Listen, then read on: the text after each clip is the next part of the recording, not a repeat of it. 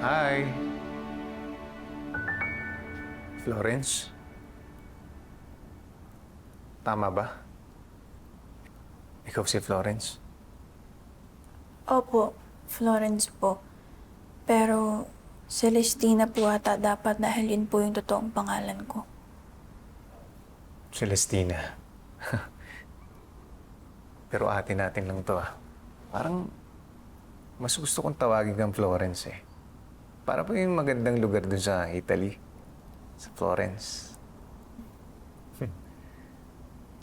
Ako si Samuel. Tito Samuel. Tito Samuel? Yes. Kapatid ako ng daddy mo. Well, hindi naman kami kasi magkadugo pero tinuring naman akong totoong anak ng Lolo Roger mo. Tapos yun, siguro hindi na nila ako napakilala sa'yo dahil very protective sila pagdating sa'yo. Kaya po ba halos ikulong nila ako dito sa mansyon at pweresahing lumipat ng ibang bansa kahit ayaw ko? Alam mo, Florence, naiintindihan kita. At naiintindihan ko rin yung takot ng isang ama. Pero soon, kapag parent ka na, maintindihan mo rin ang lahat. Malalaman mo rin kung saan nanggagaling ang daddy mo. Naiintindihan ko naman po siya eh. Naiintindihan ko rin po yung takot niya. Pero habang buhay na lang po ba kami mamumuhay sa takot?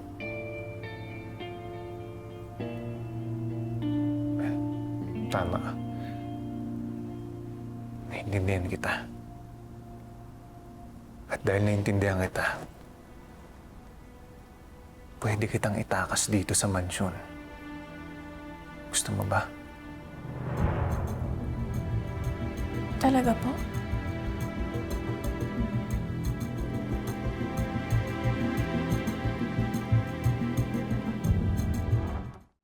Dadali na ng mga Almero si Florence Estates. Antonio overheard her dad at pinapabilis ng pag-ayos sa mga papeles niya. That's unacceptable, Lolo. Gio's an excellent school. Pa kailangan siya pag-aralin sa ibang bansa. Oo nga, Lo.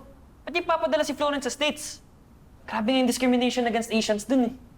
We should stop this, Lolo. Bawiin natin si Florence sa kanila. Stop this nonsense. No one is going to do anything. Dapat nating pagbigyan ng karapatan ng mga Almeros. Talaga, Lolo? Hayaan mo na lang sila? Wala kang gagawin? Papabayaan mo na lang si Florence sa kanila? Nero, lower your voice. You're still talking to your lolo. Hindi sa lahat ng pagkakataon ay masusunod ang gusto mo. Kinausap ko si Rogelio. Nagmakaawa ako for us to settle this thing between us. For Florence's sake. Hindi niya ako pinatawad. He even warned me, warned all of us to stay away from her. And, Lydia, I'm sorry, I'm afraid we have no choice.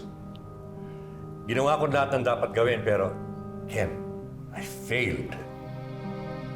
So, do you understand now what your lolo meant? Kung ipipilit natin na malapit si Florence, the conflict between the Farrells and the Almeros can escalate. Lalong mahihirapan si Florence. And the best thing we could do right now is just let her be. Nasasabi niya yan kasi hindi naman kayo nasasaktan sa lahat na nangyayaring to.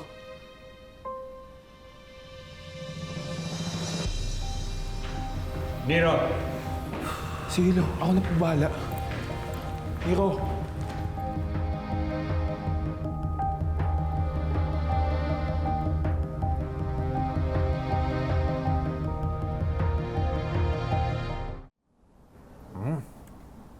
Ang sarap na itong scrambled egg na ginawa mo. Alam mo, totoo nga yung chismis, no? Magaling kang cook, Florence. Thank Sarap you yun. po. Akala ko nga po, makakalabas na ako ng mansyon at itatakas na po ako. Yan po pala, dadalhin lang papuntang kusina para paglutuan po kayo. Gutom po pala kayo. Pasensya ka na. Eh, alam mo naman, yun lang ang makakaya ng powers ng Tito Samuel mo eh. Pero, hawak ko naman yung mga guards. Pwede ka lumabas-labas ang kwarto anytime. Okay na rin po yun, kesa naman nasa kwarto lang. Feeling ko nga po, onti na lang mabuburyo na ako dun eh. Kaya, thank you pa rin po sa inyo. Salamat po na kumbinsin niya yung mga guards. Ako, wala yun. Alam mo, mabuting bata at mabait ka. Naalala ko sa'yo, mami mo. Parang lahat po kayo sinasabi niyo, naalala niyo po si mami sa akin. Ang totoo po niyan, napapanaginipan ko na rin po siya dati.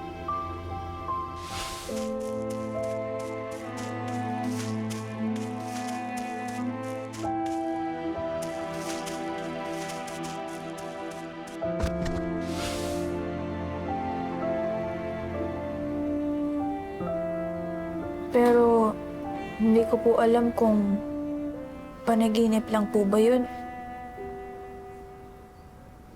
Sana nga po nandito pa siya eh. Siguro, mas magiging maayos po yung lahat kung nandito siya.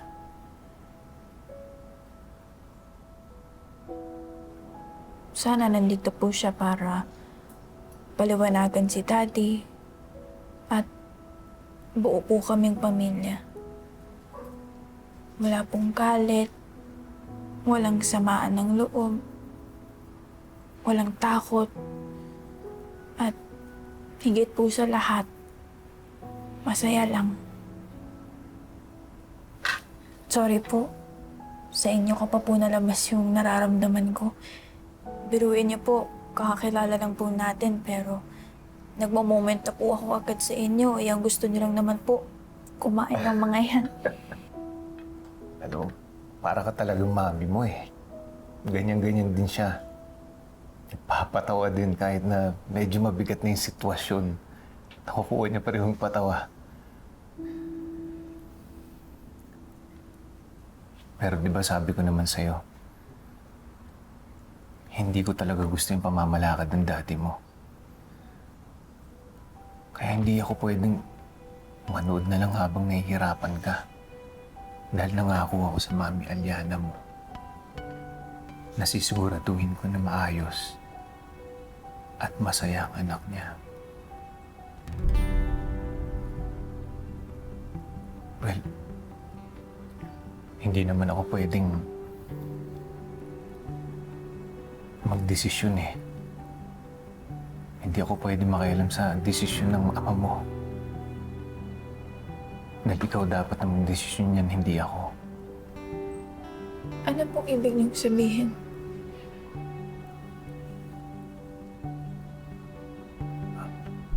Baste, kuha mo pa nga kami ng isa pang juice.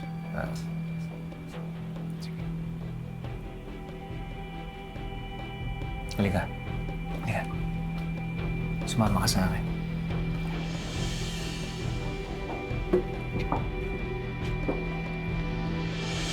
Ibig laging nandyan sa lungkot o saya.